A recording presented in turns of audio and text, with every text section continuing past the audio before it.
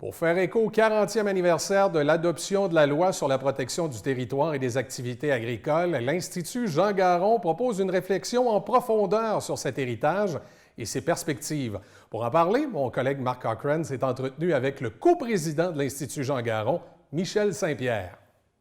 L'Institut Jean Garon, c'est ce qu'on appelle en anglais un think tank. C'est un groupe de recherche puis un groupe de réflexion sur des sujets.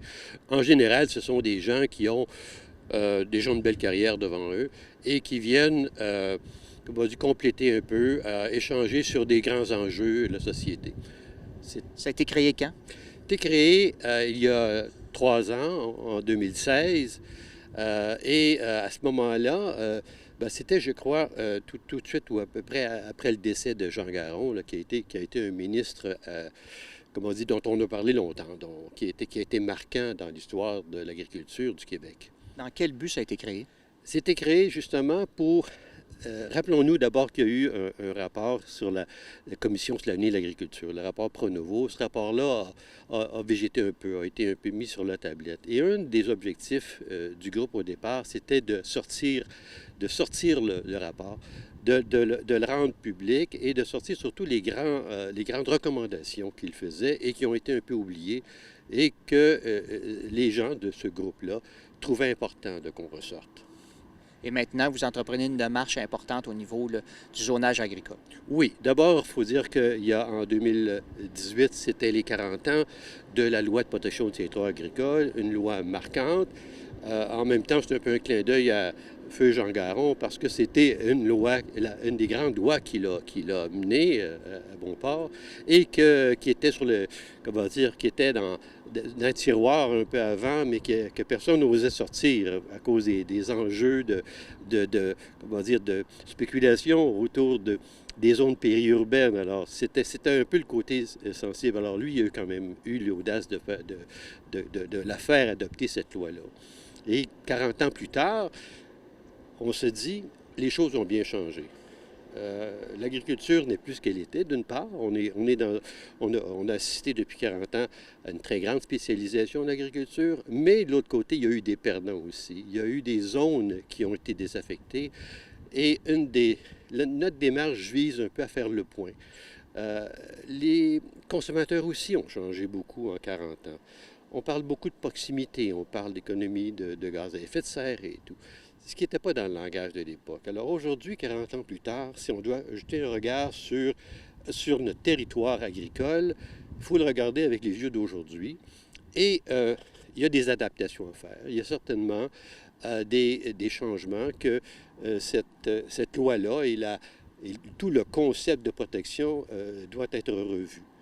Reprendre ou redynamiser des régions qui ont été un peu laissées pour compte, justement, parce que, par exemple, le morcellement des terres était très difficile ou presque interdit par la loi.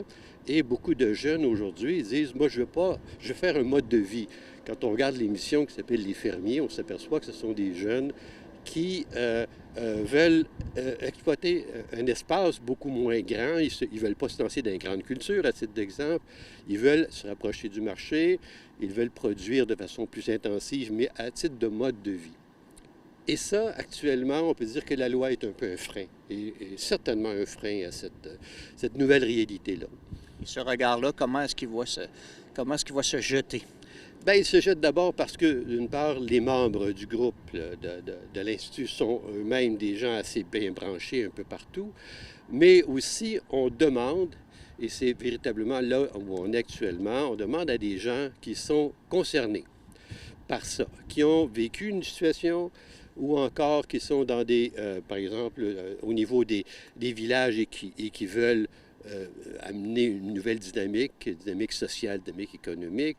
On demande à toutes les personnes qui pourraient être concernées et qui ont un avis à nous donner, une opinion, qui ont vécu une situation qui leur serait défavorable et qui pensent qu'on n'avait pas raison. Alors, c'était véritablement un appel à toutes ces personnes-là pour qu'on ait une forme de cahier à la fin, cahier qui regroupe un peu tout ça et qui nous amène là à poursuivre notre réflexion ensemble et ultimement produire un document qui contient des recommandations. Et ça serait l'automne prochain. Quels moyens vous allez prendre pour consulter, justement?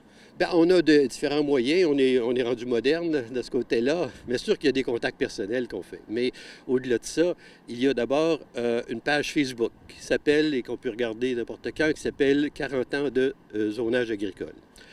Il y a également notre adresse Internet qui est info@lavieagricole.ca. Alors, c'est ces deux endroits où on peut recevoir du courrier par le courrier papier existe encore, là, mais on en parle moins. Les moyens d'aujourd'hui, plus rapides, sont ceux-là. Alors, on aime recevoir et on invite les gens à nous envoyer par un ou l'autre de ces moyens-là, et comme je vous dis, à la rigueur, je téléphone, leur avis, et qu'on puisse par la suite les rencontrer, les consulter, avoir un dialogue avec ces gens-là pour produire ce qu'on veut faire. Parce que à la fin, en novembre, ce qu'on souhaite avoir, c'est la première des journées de l'Institut. Une journée qui mettrait en présence des gens qui, dans le fond, dialogueraient autour d'un esquisse là, de rapport et peut-être donneraient leur aval justement à des recommandations. Quels sont les thèmes qui seraient abordés là, au niveau de la consultation? Bien, les thèmes qui sont abordés les plus sont revitalisation des régions. Il y a quand même aussi l'empiètement dans les zones urbaines, regard un peu sur le territoire périurbain qui n'est pas exploité, même s'il est encore en zone verte. Donc, c'est un regard à la fois sur le tour de la ville qui a été à l'origine de la loi, mais aussi beaucoup sur la campagne. Et des exemples que je pourrais vous donner, c'est comment on peut revitaliser à partir de productions qui ont été, à une époque, oubliées, simplement laissées pour compte, ou encore comme les canneberges, qui sont avérées à être une production extrêmement intéressante dans une région pour laquelle le territoire avait été complètement un peu laissé lui-même. On disait que ça n'a pas de valeur agronomique. Mais demandez aux gens qui produisent des canneberges au centre du Québec actuellement ce que c'était véritablement une révolution. C'est un bel exemple d'un endroit qui a été valorisé, qui est mis en valeur au plan économique et qui a un impact considérable. Est-ce qu'on peut reproduire ça ailleurs? Peut-être en changeant également le mode de soutien à l'agriculture, parce que le mode de soutien aussi est inspiré de la réalité qu'on avait il y a 30-40 ans. Ça aussi, ça peut avoir un changement. Si, par exemple, on s'ouvre un peu à des productions peut-être plus qu'on pourrait appeler marginales aujourd'hui, mais qui vont faire que des gens vont s'établir dans des villages et des régions pour lesquels il y a presque eu, dans le fond, une exode complète de l'agriculture. Alors, je pense que c'est des thèmes principaux qui vont sortir de cette chose-là.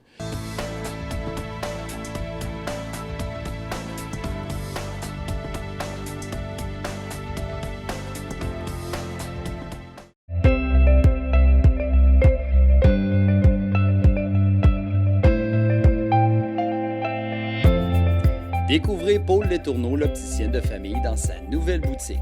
Vente, ajustement, réparation de lunettes de qualité.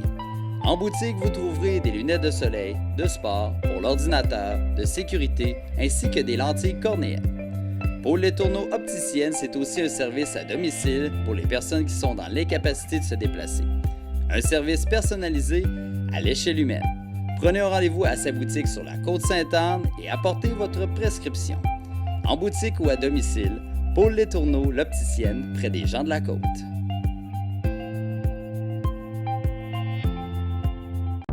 Cette capsule d'information est une présentation d'Épandage de la Côte, située au 8560 boulevard Sainte-Anne à Château-Richer. Vous pouvez nous rejoindre au 88 824 3360. 88 824 3360.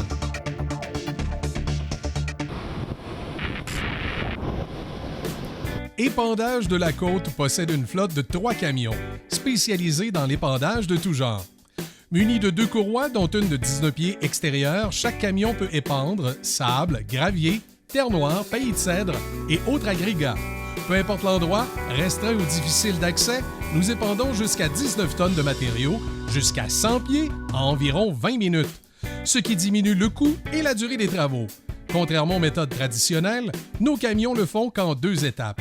Le chargement directement à la carrière et l'épandage sur les lieux de vos travaux. Terminez la mobilisation d'équipements qui entraînent des bris sur vos terrains, les travaux supplémentaires, la contamination du sol et la perte de matériaux. Évitez les montagnes à étendre et gagnez du temps à profiter de l'été. Épandage de la côte, un partenaire, peu importe la saison.